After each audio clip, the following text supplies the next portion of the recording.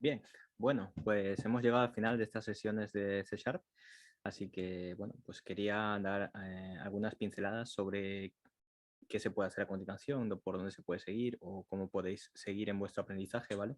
Porque esto realmente es solo el principio. En estas sesiones hemos arañado la superficie de lo que sería C Sharp, ¿vale? Hay muchas cosas más que se pueden hacer con este lenguaje de programación y desde luego esto no tiene un final, por así decirlo. Siempre estamos aprendiendo y esa es un poco la actitud que me gustaría transmitir tras años de experiencia programando y varios lenguajes de programación. Puedo aseguraros que nunca se deja de aprender en este mundillo, ¿vale? Que es muy extenso y cada vez es más grande, ¿vale? Con las nuevas tecnologías que van llegando y, pues bueno, distintos frameworks, características, en fin, diversas cosas, ¿vale? Y además Microsoft es muy activo en cuanto a las actualizaciones, o sea que tenemos una gran selección de lenguajes de programación, versiones y distintas cosas que podemos revisar. ¿Vale? A pesar de que estamos en la versión 10 de C Sharp, la más utilizada es la versión 8, según una encuesta que pude ver ayer, a unos 40.000 desarrolladores de todo el mundo, así que realizada por JetBrains en particular. Y bueno, eso quiere decir que no todo el mundo se ha actualizado a la nueva versión, ¿vale? Hay muchas personas que aprendieron C Sharp hace años y bueno, siguen usando versiones anteriores y poco a poco pues se van actualizando las nuevas versiones hasta que ya pues bueno, utilizan las versiones más actuales. Recordemos que además cada año nos sale una versión nueva prácticamente con Microsoft en noviembre, ¿vale? De 2022 saldrá la siguiente versión y bueno, pues esperamos algunas mejoras. Al fin y al cabo, no es que cambie mucho el lenguaje entre cada actualización, pero se añaden cosas o se vuelven obsoletas otras características. En cualquier caso, lo importante es que estemos un poco en la onda de las novedades, saber que existen, ¿vale? Aunque no siempre las vayamos a utilizar, porque es prácticamente imposible en un proyecto utilizar todas las tecnologías que puede tener un framework o incluso un lenguaje de programación como C Sharp, ¿vale? Porque son demasiadas cosas y sería un despropósito intentar abarcarlas todas en un solo proyecto. Normalmente, en un proyecto real, quiero decir, en un proyecto académico podemos hacer lo que queramos, pero en un proyecto real sería complicado abarcarlas todas porque no sería eficiente tampoco, ¿vale? Tener en cuenta de que el rendimiento es importante en un proyecto real. En uno que hagamos nosotros solamente por diversión o por aprender, pues da absolutamente igual. Podemos utilizarlo todo. Bien, pues quería transmitiros un poco proyectos interesantes que podéis probar con C Sharp, ¿vale? Por ejemplo, aquí tenemos una pequeña lista. Generador de nombres sería la primera, ¿vale? Esa está en inglés. Es decir, credenciales de usuario, contraseña, este tipo de cosas, ¿vale? O sea, que tenga un formato más o menos creíble, este tipo de trabajo, ¿vale? Sería interesante con strings. Luego, cartas, ver cuál es la más alta o la más baja, o sea, que se generen dos al azar, o cara o cruz y ver cuál es el resultado. Un conversor de temperaturas, etcétera, ¿vale? Cambiar de la edad a segundos, este tipo de cosas, ¿vale? Teniendo en cuenta los años bisiestos, como dice la observación, o sea, que ahí añade un poquito de dificultad. Número 6 es especialmente gracioso, piedra, papel o tijera y lagarto Spock, ¿vale? O sea que es una extensión de piedra, papel, tijera con 5 variantes, ¿vale? Entre ellas de dos en dos se aniquilan o ganan, ¿no? O sea, eso lo podéis mirar. El proyecto Euler es interesante, ¿vale? El ahorcado es el número 8, por cierto, del juego de toda la vida, ¿vale? O sea, podéis hacerlo en consola. Y bueno, Password Generator, este tipo de cosas que son habituales un poco cuando se aprende a programar y bueno, veréis algunas en los ejercicios también. ¿Vale? Y en general, pues practicar, ¿vale? La idea es practicar, cuanto más se practique mejor y cuanto más se practique, más se aprende también. Podéis ver aquí, por ejemplo, este proyecto Euler, ¿vale? .NET, en archivos. Podéis ver problemas que han sido propuestos por aquí. Bueno, está en inglés, pero creo yo que se puede traducir de alguna manera, ¿verdad? Traducir al español, ¿vale? Yo lo tengo activado así. Entonces en Google podéis usar el translator de esta forma para traducirlo. Bien, pues si numeramos todos los números naturales por debajo del 10, que son múltiplos de 3 y 5, obtenemos estos. Bien, la suma de estos es 23. Bien, encuentra la suma de todos los múltiplos de 3 y 5 por debajo de 1000. Bueno, o sea que tendrás que hacerte con todos los múltiplos de 3 y de 5 por debajo del 1000 y tendrás que sumarlos, ¿vale? O sea que muy directo. Aquí sería un buen uso, por ejemplo, de el operador de un módulo, ¿vale? Que nos permite conocer el resto de una división. Y así podríamos seguir. Números de Fibonacci, ¿vale? Por ejemplo, si traducimos esto brevemente, este otro problemilla sencillo. Vale, los hay muy complejos en este proyecto, o sea, quiero decir, no intentéis hacerlos todos tal vez en un solo día, es imposible. Vale, cada término de la secuencia de Fibonacci se genera agregando los dos anteriores, es decir, al comenzar con 1 y 2, los primeros 10 números son 1, 2, como los primeros 2 no se pueden sumar porque no hay dos anteriores, pues el real primero es que se genera sumando sería el 3, que es 2 más 1, 3, luego 3 más 2, 5, luego 5 más 3, 8, luego 8 más 5, 13 y así hasta el infinito. Vale, considerar los términos de secuencia de Fibonacci cuyos valores no exceden los 4 millones, encuentre la suma de los números pares.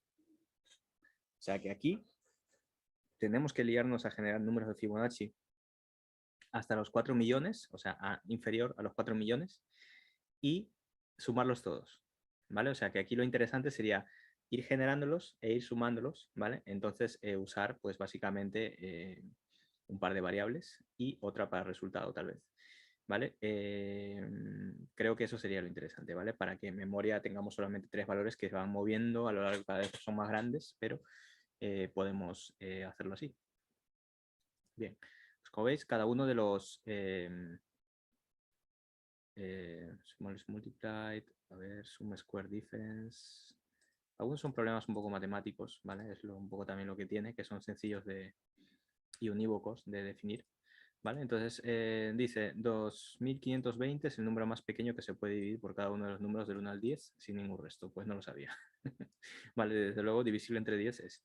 ¿Cuál es el número positivo más pequeño divisible por todos los números del 1 al 20? Pues ni idea, ¿vale? Pero desde luego, podemos hacer una recurrencia para intentar, una iteración, mejor dicho, para intentar averiguar ese número y que sea el más pequeño posible, ¿vale? O sea, uno que desde luego es divisible por números del 1 al 20 sería la multiplicación de los números del 1 al 20, ¿vale? Pero claro, ¿cuál es el problema con eso? Pues que hay muchos factores ahí que estamos repitiendo, ¿no? Por ejemplo, el 5, en el 5 existe en el 5 y en el 10, porque el 10 es 5 por 2 y el 15 es 5 por 3, ¿vale? Entonces realmente esto con una cuenta a mano se puede hacer bastante bien, ¿vale? Pero bueno, podéis probarlo y, bueno, cualquier otro problema de estos. La verdad es que resulta entretenido porque te hace pensar en algo que tal vez nunca antes te habías planteado, ¿no? Y bueno, pues como veis, esta cantidad de personas que los han resuelto, me parece, sí. Esto indica la cantidad de personas que han resuelto estos problemas, ¿vale? O sea, este parece ser de lejos el más fácil porque lo ha resuelto más gente, pero bueno, luego veis que bueno, la distribución pues va bajando, cada vez son un poquito más difíciles y a veces podemos estar atascados bastante tiempo, ¿no? Pensando en ello, pero sí que os garantizo que si resolvéis cualquiera de estos problemas en esta página web vais a aprender algo, sobre todo si es la primera vez que hacéis algo por el estilo, ¿vale? Eso está garantizado. Todos los problemas están pensados para ahondar en un punto en particular de un área, ¿vale? Y poder pues pensar en ello, ¿vale? O sea, esto de ahorrar papel me parece interesante. A ver. Dice, al envolver varios cubos de papel es más eficaz envolverlos todos que envolver cada uno individualmente. Por ejemplo, 10 cubos, ¿vale? Parece razonable. Y, bueno, esto se ha complicado muy rápido. Vale, o sea que aquí tenemos una función y supongo que nos quiere decir que para un número enorme, ridículamente enorme, pues encontremos cuál es el valor de esta función. Bueno, complicado. Requiere un poco de combinatoria, supongo. Bien, bueno, pues eso es el proyecto Euler. Como veis, hay mucha diversión allí. Y también deciros que, bueno, pues en general, cuando queráis gestionar vuestro aprendizaje, ¿vale? Vuestro estudio de la programación, siempre intentar evitar distracciones, foco en lo que estáis haciendo, dejar el móvil aparte, intentar la técnica del pomodoro tal vez, que consiste en que cada cierto tiempo os levantáis de la silla y vais a respirar un poco, ¿vale? Y siempre, pues bueno, intentar aprender cosas nuevas, leer e incluso enseñar, a pesar de que podáis tener relativa poca experiencia, no hay ningún problema, podéis enseñar a alguien más algo que hayáis aprendido, ¿vale? O sea, he aprendido a usar los strings, mira cómo se pueden usar los strings, puedo hacer plantillas y pongo variables dentro de los strings, este tipo de cosas. Realmente hacemos dos cosas al hacer eso, ¿vale? Lo pensamos nosotros y luego lo explicamos a otra persona, entonces al comunicarlo, lo verbalizamos y mejoramos en la comprensión de estos conceptos, ¿vale? O sea, y al final es un poco siempre lo mismo, repetir, repetir, repetir para que podamos interiorizar estos conceptos mejor, ¿vale?